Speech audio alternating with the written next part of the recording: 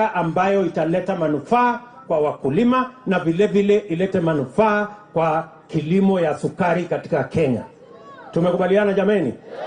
Tumekubaliana? Mmesikia kutoka kwangu? Hakuna kampuni ya umma inauzwa. Waulile. Tumekubaliana?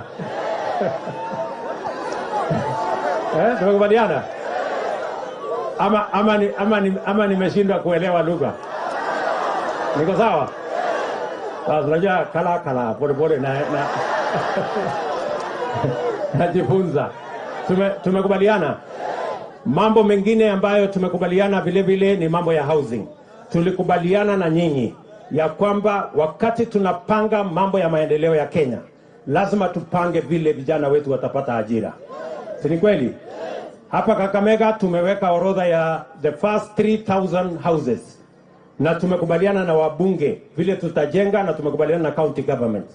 Kwa hizo nyumba 3,000 ambazo tunataka kujenga za kwanza, tunahitaji vijana karibu 1,000.